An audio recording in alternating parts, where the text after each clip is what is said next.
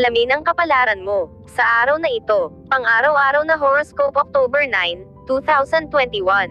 Bago natin umpisahan ang video na ito, please don't forget to subscribe and hit the notification bell para updated kapag may bago akong video na i-upload. Maraming salamat. Abangan ang special shoutout pagkatapos ng video na ito. Pang-araw-araw na horoscope ay tumutulong sa iyo upang masuri ang likas na pangyayari na nangyayari bukas, ngayon mismo.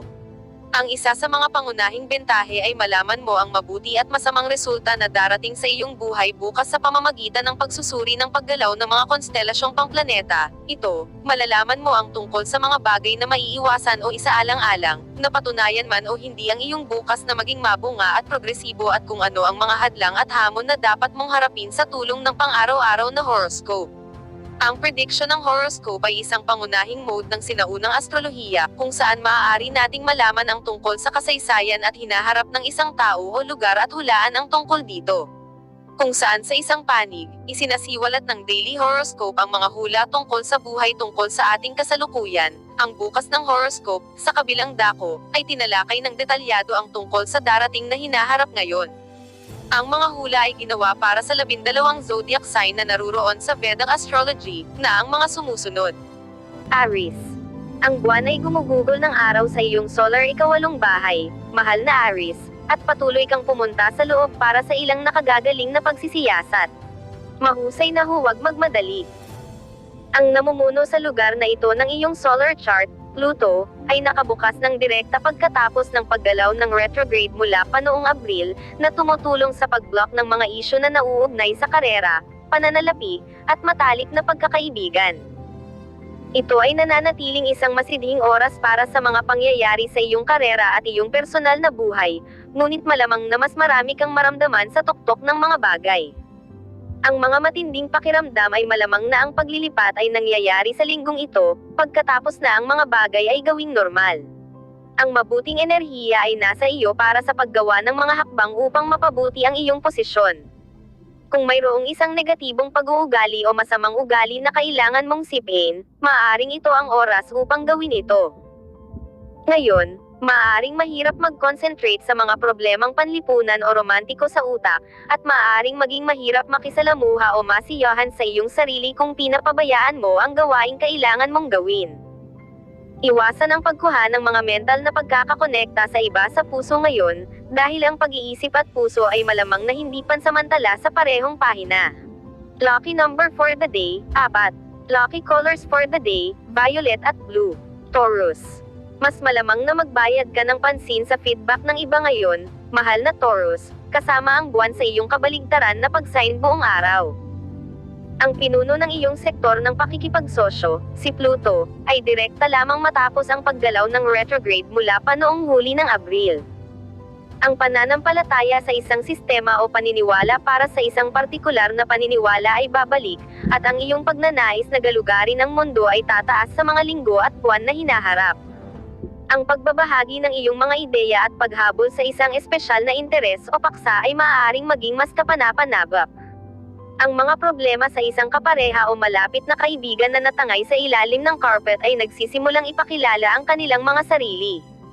Ang magandang balita ay nararamdaman mo ngayon na mas magagawang hawakan ang mga bagay na ito, at handa kang gumawa ng pangmatagalang mga pagpapabuti.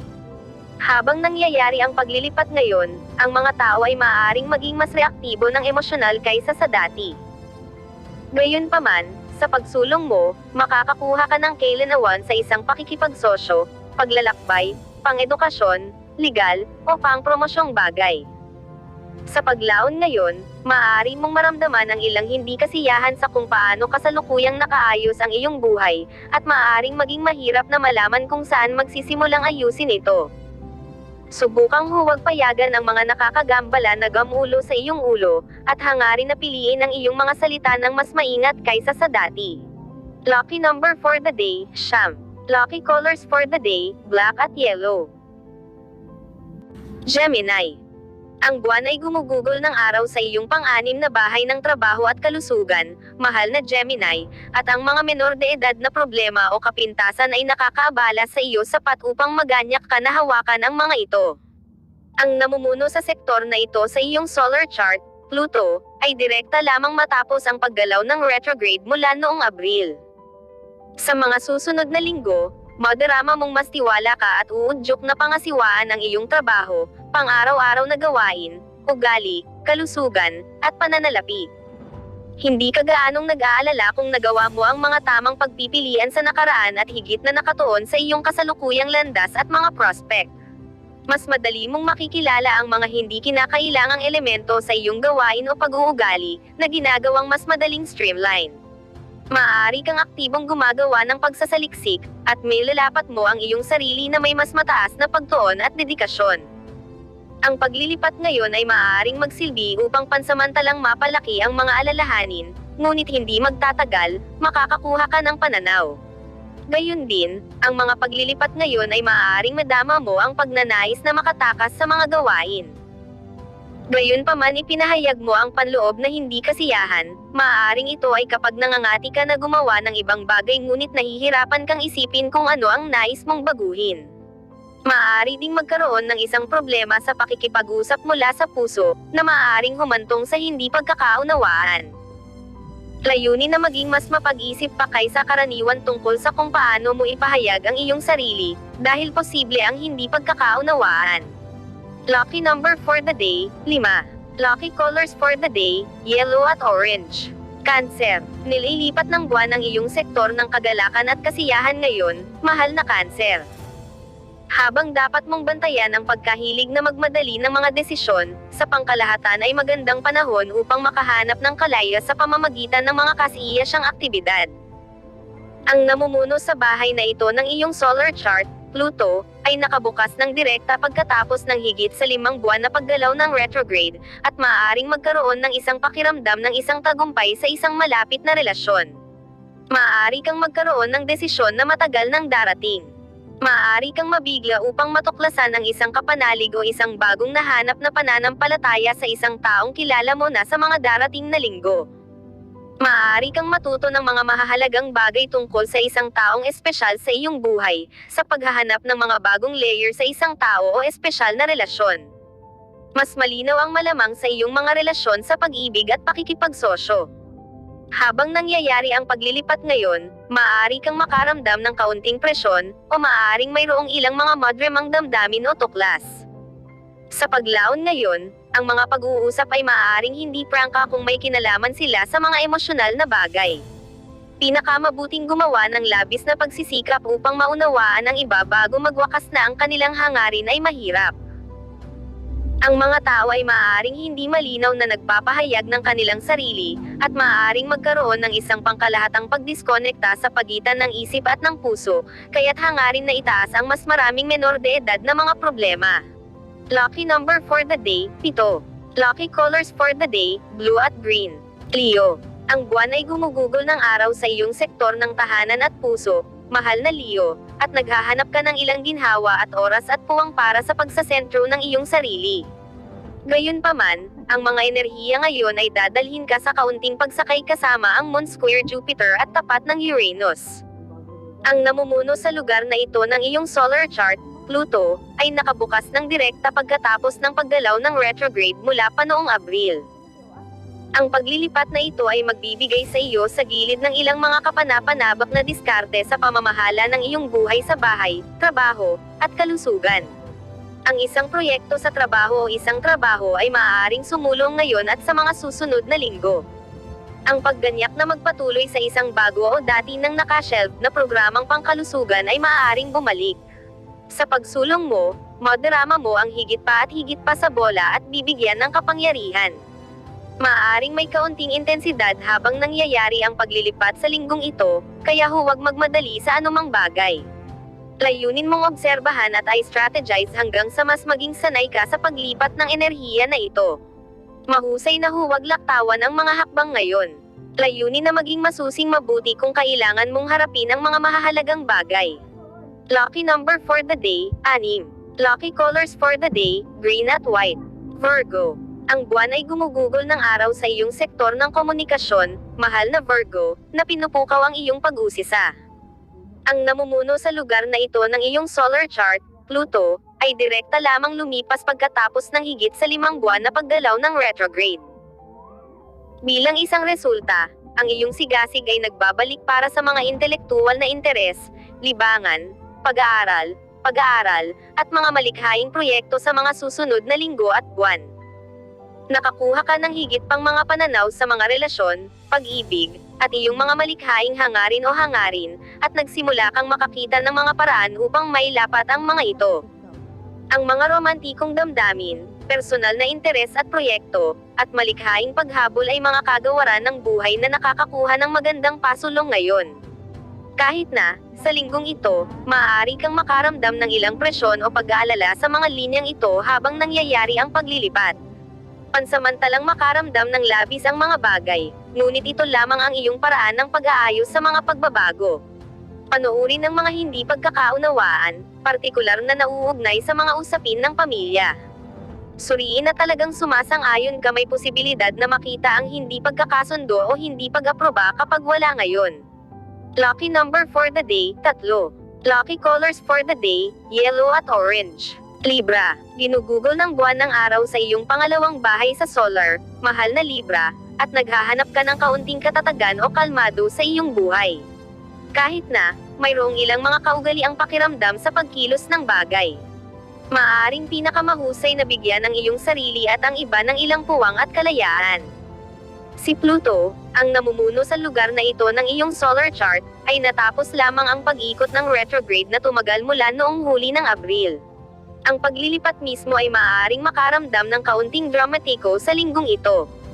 Gayunpaman, malapit nang mag-take ang mga bagay, partikular sa mga usapin sa pananalapi, panloob, at pamilya. Ang iyong mga ugnayan sa mga tungkulin ng pamilya ay nagbabago, at ang iyong pagpapasya na lutasin ang mga hamon ay bumubuo. Pag-uudyok at enerhiya ng take charge nagsisimulang tumaas. Kilalanin ang pangangailangang gumawa ng mga pagbabago at pagpapabuti para sa pinakamahusay na mga resulta ngayon, at pagmamayari ito. Ang mga proyekto na nauugnay sa bahay ay maaaring mag-block o makakuha ng momentum. Ang pagpapalom sa isang bagay na hinihila ka pababa ay maaaring bahagi ng lakas na ito.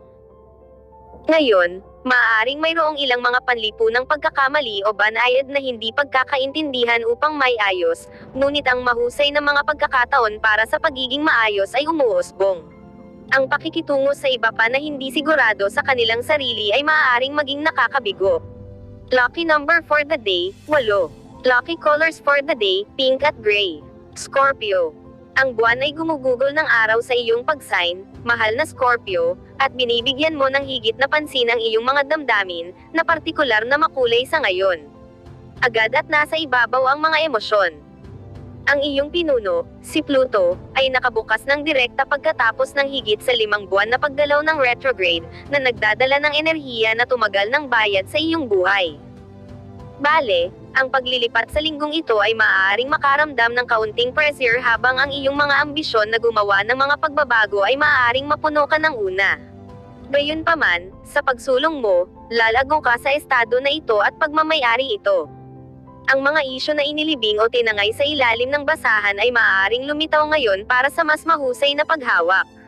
Sa wakas ay makakagawa ka ng isang desisyon o konklusyon tungkol sa isang bagay na matagal mo nang pinagtutuunan.